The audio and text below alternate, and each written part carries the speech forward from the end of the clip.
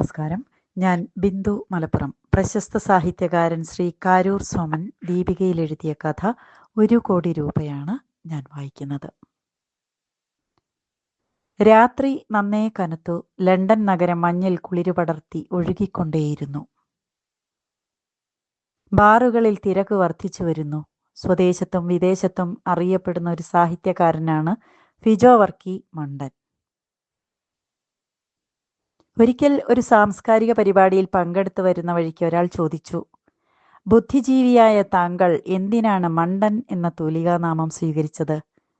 ആദ്യം രൂക്ഷമായി ഒന്ന് നോക്കിയെങ്കിലും ആ മുഖത്തെ നിഷ്കളങ്ക ഭാവം കണ്ട് കുസൃതി ചിരിയോടെ പറഞ്ഞു, എവിടെ നോക്കിയാലും കുറെ മന്ദബുദ്ധികളായ എഴുത്തുകാർ, ആ കൂട്ടത്തിൽ ഒരു മണ്ടനിരിക്കട്ടെ എന്ന് കരുതി. സത്യത്തിൽ ഫിജോ അതൊരു ബഹുമതിയായിട്ടാണ് കൊണ്ടു നടക്കുന്നത്. സാഹിത്യലോകത്ത് ഉന്നതങ്ങളിലെത്താൻ വളരെ ദീർഘവീക്ഷണത്തോടെ താൻ കണ്ടെത്തിയ പേരാണത്. ജനൽ പാളികളിൽ കാറ്റിനോടൊപ്പം തണുപ്പും അരിച്ചരിച്ചിറങ്ങുന്നുണ്ടായിരുന്നു. ഫിജോ ഒരു തട്ടിപ്പിന്റെ കഥ കമ്പ്യൂട്ടറിൽ തയ്യാറാക്കിക്കൊണ്ടിരിക്കെ സുഹൃത്തായ വിപിൻ ഫോണിൽ വിളിച്ചു പറഞ്ഞു, അച്ചായനെ സംബന്ധിച്ച ഒരു വീഡിയോ ഞാൻ ഇമെയിലിൽ അയച്ചിട്ടുണ്ട്, ഒന്ന് കണ്ടു നോക്കൂ. വിപിന്റെ ശബ്ദത്തിന് നല്ല പതർച്ച തോന്നി. വീഡിയോ ഉണ്ടാക്കിയ ജയൻ എന്നയാളുടെ ഫോൺ നമ്പർ തന്നിട്ട് സംസാരിക്കാൻ പറഞ്ഞു. ഞാൻ ഇമെയിൽ തുറന്നു. അത്ഭുതം കൂർന്ന മിഴികളോടെ ഏകദേശം 3.5 മിനിറ്റ് ദൈർഘ്യമുള്ള വീഡിയോ മുഴുവൻ കണ്ടു. ഫിജോന് സ്വന്തം കണ്ണുകളെ വിശ്വസിക്കാനായില്ല. അയാളുടെ ഓരോ രോമവും എഴുന്നു നിന്നു. വീഡിയോയിൽ ജയൻ എന്നയാൾ ആരോപിക്കുന്നത് അയാളുടെ ഇന്റർനെറ്റ് ബ്ലോഗിൽ നിന്നും 4.5 പേജ് യാത്രാ വിവരണം എൻ്റെ ലേഖനത്തിൽ വന്നിട്ടുണ്ടത്രേ. ഫിജോ കുറേ നിമിഷങ്ങൾ ആലോചനാ നിമഗ്നനായി. മനസ്സ് ആശങ്കപ്പെട്ടിരിക്കെ വിപിൻ തന്ന നമ്പറിൽ ജയനെ വിളിച്ചു. മറുതലക്കിൽ നിന്ന് കേട്ടു, ഹലോ, ജയനാണ് സംസാരിക്കുന്നത്. ഞാൻ ഫിജോ, നിങ്ങളുടെ വീഡിയോ കണ്ടിരുന്നു. നിങ്ങളുടെ ആരോപണങ്ങളും കേട്ടു. ഞാൻ കുറച്ച് ഗൗരവത്തോടെ എന്നാൽ ശാന്തനായി ചോദിച്ചു, താങ്കളുടെ ഉദ്ദേശം എന്താണ്? ഫോണിന്റെ മറുതലക്കിൽ നിന്ന് അയാൾ തീവ്രമായ ശബ്ദത്തിൽ അറിയിച്ചു. ആക്രോശിക്കുകയായിരുന്നു എന്ന് സംശയം. എനിക്കൊരു കോടി രൂപ വേണം, ഇല്ലെങ്കിൽ നിങ്ങളുടെ എഴുത്ത് ഞാൻ അവസാനിപ്പിക്കും. അപ്പോൾ അതാണ് കാര്യം. ഇതിലൂടെ അയാളുടെ മനസ്സിലിരിപ്പ് പിടികിട്ടി. കേരളത്തിൽ ഒരു മാഫിയ സംഘം വിദേശ എഴുത്തുകാരെ ബ്ലോഗ് എന്ന ഓലപ്പാമ്പിനെ കാട്ടി പണം പിടുങ്ങുന്നുണ്ടെന്ന് കേട്ടിട്ടുണ്ട്. ഉള്ളിൽ ദേഷ്യം നുരഞ്ഞു പൊന്തുന്നുണ്ടായിരുന്നെങ്കിലും അയാൾ പറഞ്ഞതെല്ലാം നിശബ്ദനായി കേട്ടിരുന്നു. ഞാൻ ഗൗരവത്തോടെ പറഞ്ഞു, ഞാൻ എഴുതിയത് സർഗസാഹിത്യമല്ല, മറിച്ച് വൈജ്ഞാനിക വിവരങ്ങളുടെ പുസ്തകം മാത്രമാണ്.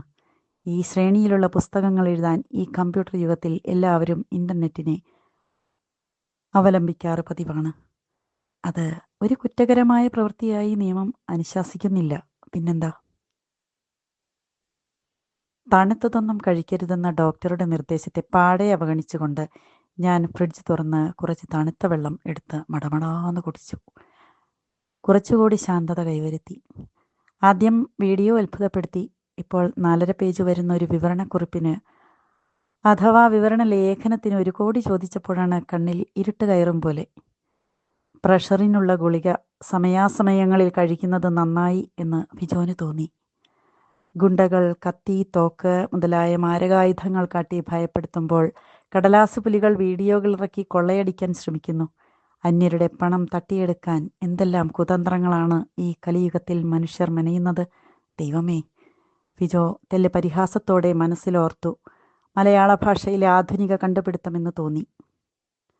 വിദേശത്തുള്ള ചില അഭിനവ എഴുത്തുകാർ ഈ ഗുണ്ടകളുടെ കളിപ്പാവകളായി മാറി കേരളത്തിൽ കൊള്ളയടിയും പിടിച്ചുപറിയും ഒരു വ്യവസായമാക്കി മാറ്റിയിരിക്കുന്നു. ഇതൊന്നും ഇപ്പോഴും സാഹിത്യലോകത്തെ പല പ്രമുഖരുടെയും ശ്രദ്ധയിൽപ്പെട്ടില്ല.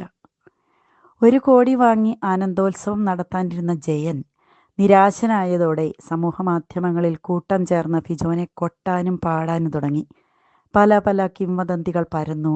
4.5 പേജ് 40 പല കഥകൾ മെനഞ്ഞു. കൊട്ടുന്ന താളത്തിന് തുള്ളാൻ സമൂഹമാധ്യമങ്ങളിൽ ആസ്വാദകർ ഏറെയാണല്ലോ, കഥയറിയാതെ ആട്ടം കാണുന്നവർ.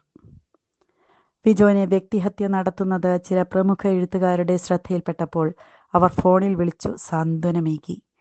ഫിജോന് മുന്നിൽ ശത്രുക്കളുണ്ടെങ്കിലും പിന്നിൽ എഴുത്തുകാരനെ സ്നേഹിക്കുന്ന ധാരാളം മനുഷ്യസ്നേഹികളും ഉണ്ടായിരുന്നു. അവരിൽ ഒരാൾ പറഞ്ഞു, എഴുത്തുകാർ വെല്ലുവിളികൾ ഏറ്റെടുക്കുന്നവരാണ്. മാങ്ങയുള്ള മാവിലാണ് ഏറ് കിട്ടുന്നത്. എന്നിരുന്നാലും ആരെയും ഇങ്ങനെ ആക്രമിച്ചതായി കേട്ടിട്ടില്ല. 5 വർഷങ്ങൾ പിന്നിട്ടിട്ടും വളഞ്ഞിട്ട് ആക്രമിക്കുന്നതിന്റെ പിന്നിൽ ഗൂഢലക്ഷ്യങ്ങളാണെന്ന് ആർക്കാണ് മനസ്സിലാകാത്തത്? മറ്റുള്ളവരുടെ മനസ്സമാധാനം നഷ്ടപ്പെടുത്താനാണോ? ഗൂഢാലോചനയുടെ ഭാഗമായാണോ? പണത്തിനാണോ? അതോ പ്രമുഖരുടെ പേരിൽ കീർത്തി നേടാനായാണോ?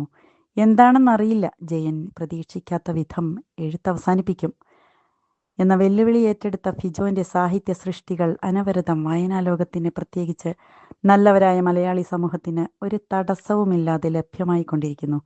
സാഹിത്യ ലോകം 2 കൈയും നീട്ടി ഫിജോന്റെ സൃഷ്ടികൾ സ്വീകരിക്കുന്നത് കണ്ട ജയൻ എന്ന കപട സാഹിത്യകാരന്റെ ഹൃദയത്തിൽ അത് വലിയ ആഘാതങ്ങൾ സൃഷ്ടിച്ചുകൊണ്ടേയിരുന്നു. എന്നാലും അയാൾ വെറുപ്പിന്റെ, ഈർഷ്യയുടെ തിരി സമൂഹമാധ്യമങ്ങളിൽ കത്തിച്ചുകൊണ്ടിരിക്കാൻ മറന്നില്ല. സമൂഹമാധ്യമങ്ങളിൽ കടിഞ്ഞാണില്ലാത്ത കുതിരപ്പുറത്ത് പാഞ്ഞു നടക്കുന്ന ഹൃദയത്തിൽ തെല്ലും നനവില്ലാത്ത ചില ജയന്മാരെ ഓർത്ത് ഫിജോ നിമിഷങ്ങളിരുന്നു. എങ്ങും നിശബ്ദത പരന്നു. മഞ്ഞിൽ മങ്ങിയ നിലാവിൽ മനസ്സിനെ ദുർബലപ്പെടുത്താതെ തയ്യാറാക്കിക്കൊണ്ടിരുന്ന തട്ടിപ്പിന്റെ കഥ ഫിജോ കമ്പ്യൂട്ടറിൽ തുടർന്നു. നന്ദി.